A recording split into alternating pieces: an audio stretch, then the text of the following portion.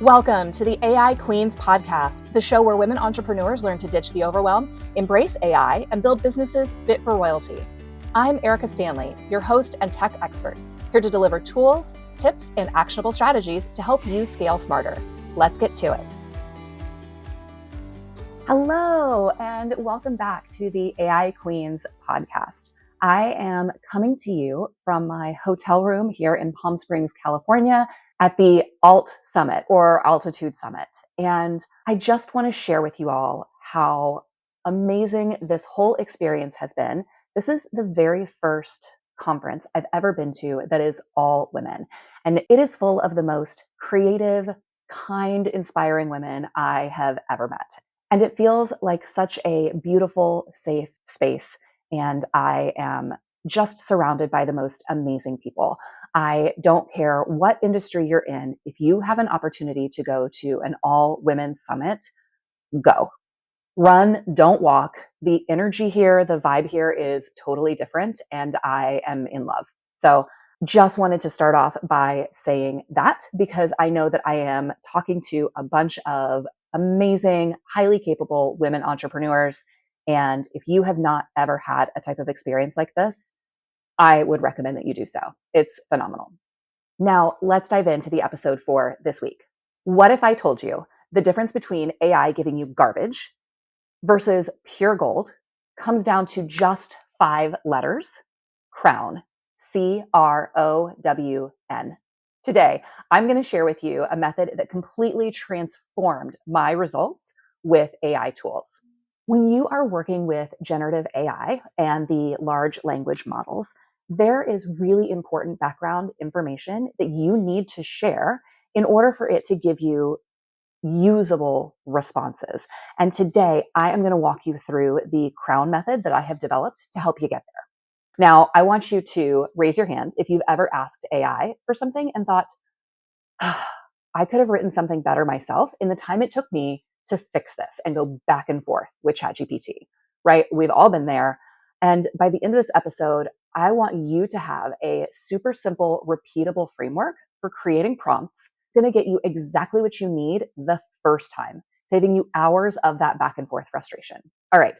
So tell me if this sounds familiar. You ask ChatGPT to write a bio for your website, and it gives you something super generic that's written for like Forbes. You try again with slightly different wording, still totally doesn't sound like you. It's terrible. And after 20 minutes, you give up, thinking, I'm just going to write this myself. AI doesn't get me. Problem isn't the AI though. It's that we're not speaking its language. It's like having an incredibly smart intern who doesn't know your business, your voice, or your preferences yet, right? You have to explicitly tell them. Now, every minute that you spend fixing mediocre AI output is time that you're not spending on the parts of your business that only you can do. The difference between a good prompt and a bad one, it's not just convenience, it's profitability. I want to share something really cool with you. Recently, I came across this incredible prompt framework from a guy named Greg Brockman. By the way, he's the president and co-founder of OpenAI, the company behind ChatGPT. And if anyone knows how to talk to AI, it's this guy. He shared on Twitter, I saw it on Threads, but he shared what he calls the anatomy of an O1 prompt. And O1 is one of the models within ChatGPT. It's got advanced reasoning. And he breaks down exactly how to structure a prompt for these really advanced reasoning AI models. Here's what it looks like. He starts off with a goal, then the return format, then warnings, and then a context dump. His specific example that he gives has to do with hiking. Let me read through. I'm going to give you just a shortened version of this. He starts off with the goal. I want a list of the best medium length hikes within 2 hours of San Francisco. Each hike should provide a cool and unique adventure and be lesser known. So that's the beginning. He's setting it up with a goal. Then he's going to ask it for a return format. For each hike, return the name of the hike as it would be found on all trails. Then provide the starting address of the hike, the ending address of the hike, the distance, the drive time, the hike duration, and what makes it a cool and unique adventure. Return the top 3 results. So that's his return format. That's how he wants ChatGPT to give him a response back. Next, he's going to go into warnings. And he tells it, be careful to make sure that the name of the trail is correct, that it actually exists, and that the time is correct. Right? So he's giving it these parameters and saying, before you give me back a bunch of junk, you need to make sure of these main three things. And then his final piece is the context dump. This is all of the background information that ChatGPT is going to need to make those results super specific and usable for him. He goes into a big, long story. I'm just going to give you the overview. So he starts off by saying, for context, my girlfriend and I hike a ton. We've done pretty much all of the local San Francisco hikes, Presidio to Golden Gate Park, and we definitely want to get out of town. And then he goes into a couple of hikes that they've done recently that they loved, what they love about it, what they're looking for. Like they really want some ocean views. They want to be near a town that's got some great breakfast. And he's giving it all of this background information so that ChatGPT can factor that into the research that it's going to do and then the output that it's going to give him, right? Okay. When I saw this post, I thought, this is gold. But I also realized that it needed some tweaks to make it more practical for us as women entrepreneurs. So I adapted it into something that I call the crown method. Now, the biggest change that I made was adding a crucial final step at the end, and that's getting AI to ask you questions. In my experience, this one addition makes all the difference between good results and amazing results. It's like turning a one-way conversation into a full-on collaboration, right? Like I love that we can take something created by one of the co-founders of OpenAI and make it even better for our specific needs as women business owners. That's what being an AI queen is all about, taking these powerful tools and making them work for us. Now, here is a breakdown of the crown method. C, you need a clear goal. R, your response format. O, an overview of your context. W, your warnings. And N, now ask me. This method works because it addresses the fundamental gaps in how AI understands your needs. It's like having a checklist for effective delegation, whether you're delegating to a human or to AI. Now imagine giving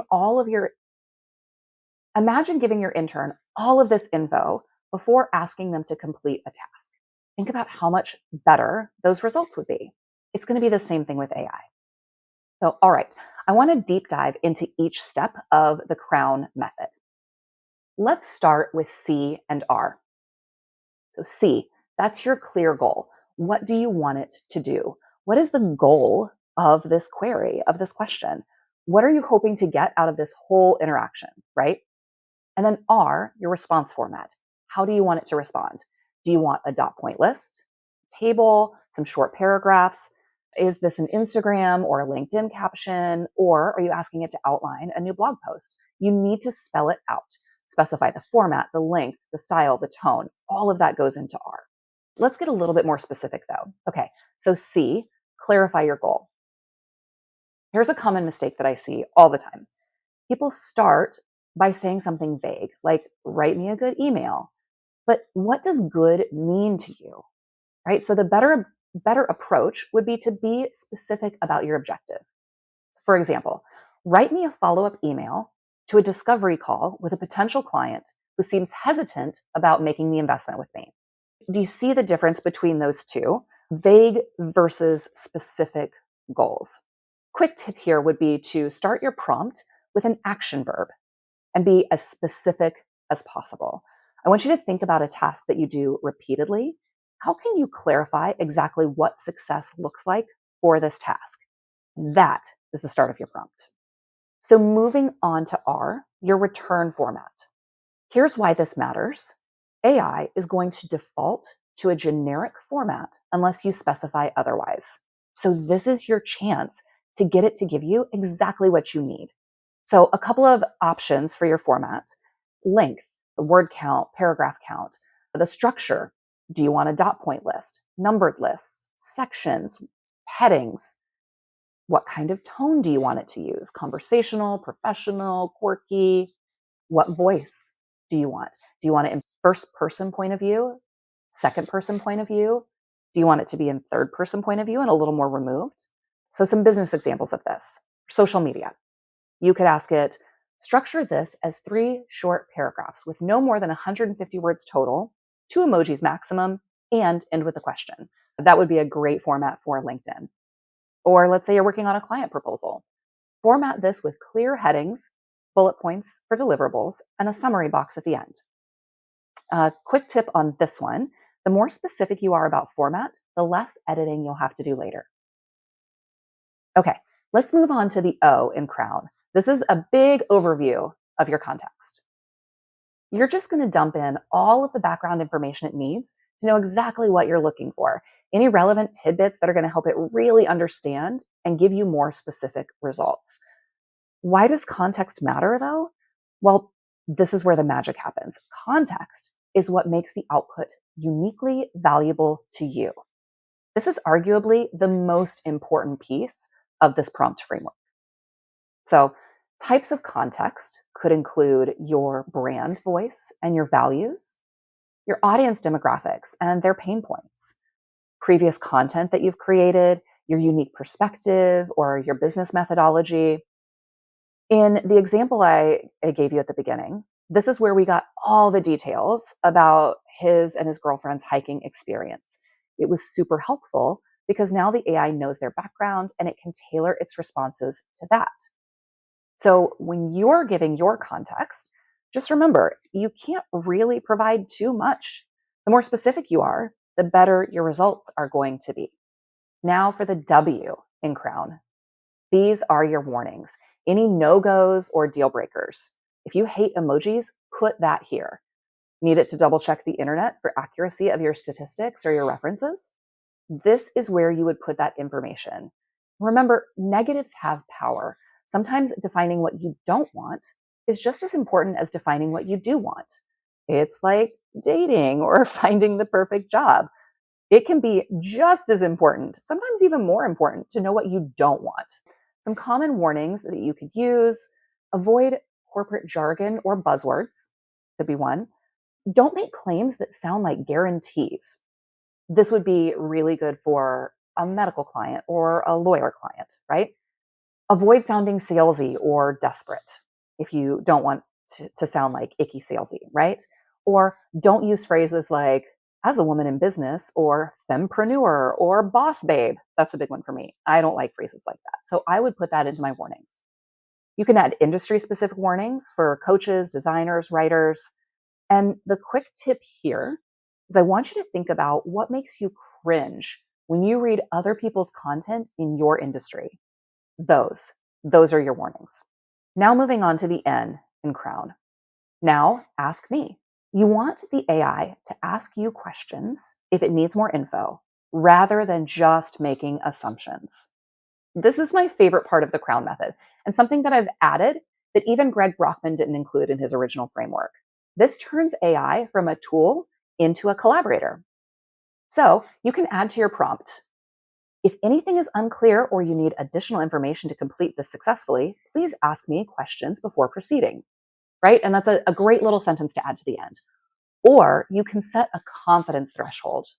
For example, I like to add, don't proceed unless you're at least 95% certain. For example, I like to add, don't proceed unless you're at least 95% certain that you understand my request. That's it. Just that sentence.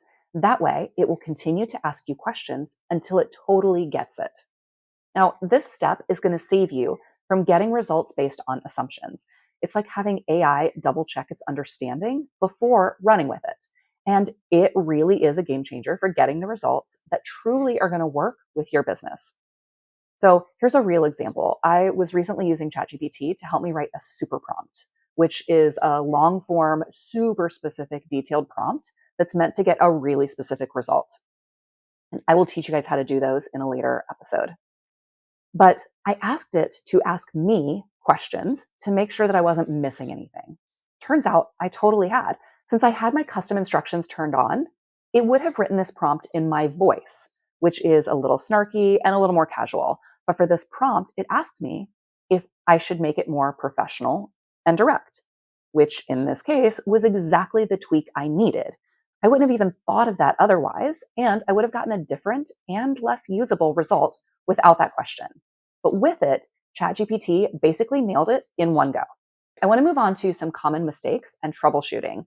These are things that I see with prompting all the time that can all be solved with the Crown method.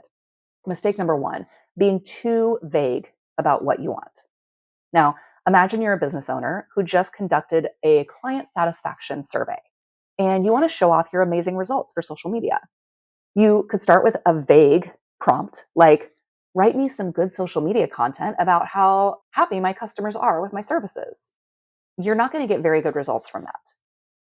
But with a more specific example, you could say, create 5 LinkedIn posts highlighting the key findings from my recent client satisfaction survey, focusing on our 90% on time delivery rate and our 4.8 out of 5 stars. So, see, we started with an action verb and we were really specific about the outcome. Notice how this example includes quantities, platform, topic, and specific data that I want to highlight. Okay, mistake number two, not providing enough personal context. So, a bad example, hey, write me a bio for my website. A better example, though, is write me a bio for my website's About page. I'm a business coach specializing in helping women service providers scale beyond $10,000 months. My approach combines practical systems with mindset work. Clients describe my style as no nonsense but supportive. I have 15 years in corporate marketing, and I have built my own agency to 7 figures before transitioning to coaching 3 years ago. I'm known for my straightforward communication style and my signature profitable by design framework.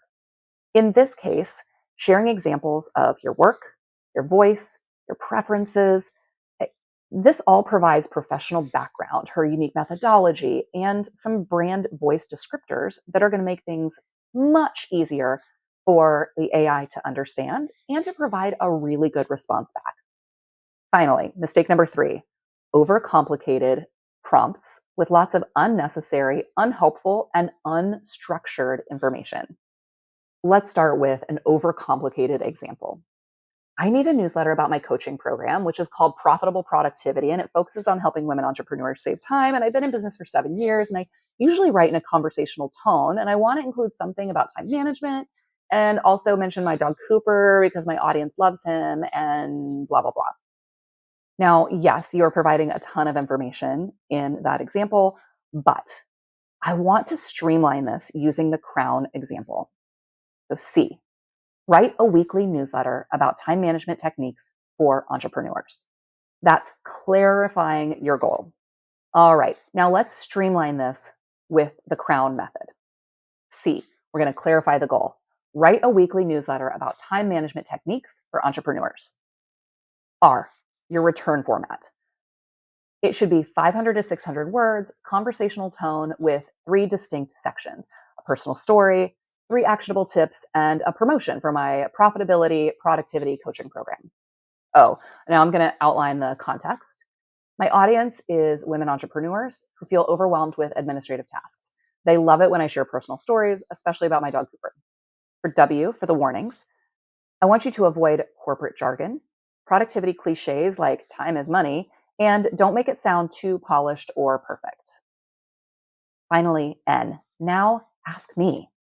If you need more specific information about my coaching program or examples of my writing style, just ask, right? So now with this solution, we've used the Crown structure to stay organized. This streamlined example contains all of the same information, but arranged in a logical structure that's going to make it easier for the AI to understand and return a much better format for you. All right. So some immediate action steps that I really want you to take this week. I want you to find one repetitive task in your business and create a Crown method prompt for it today. Start with just an email or a LinkedIn post and just try it out. Now, to help out with this, I've created a Crown method cheat sheet so that you can copy and paste directly into your preferred AI, whether you're using Google Gemini or ChatGPT or Claude. And then you're just going to fill in with your own details. I'll put the link for that in the show notes. And don't forget to share your best prompts in the AI Queens Society on Instagram. I want you to tag me at AI Queens Society, and I can personally hop in the comments and even make improvements if you have questions. All right. Now, coming up next on AI Queens, we're going to be kicking off our Real Queens mini series. Now, over 2 powerful episodes, we're going to explore how to maintain your authentic voice while using AI tools and discover where human creativity still reigns supreme. I can't wait to show you how to make AI sound exactly like you while keeping that special magic that only you can bring and utilizing tools that are going to make it so much easier. It's the perfect balance of automation and authenticity that every queen needs. And remember, queens, AI is not replacing you. It's replacing tasks that are keeping you from your zone of genius. Now, go claim your crown and rule your business with AI. Catch you all next week.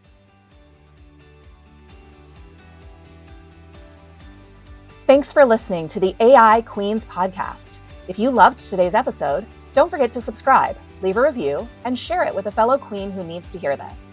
Want more tips and tools? Join the AI Queens Society at aiqueensociety.com and start ruling your business with confidence today. Until next time, stay bold, stay curious, and keep reigning with AI.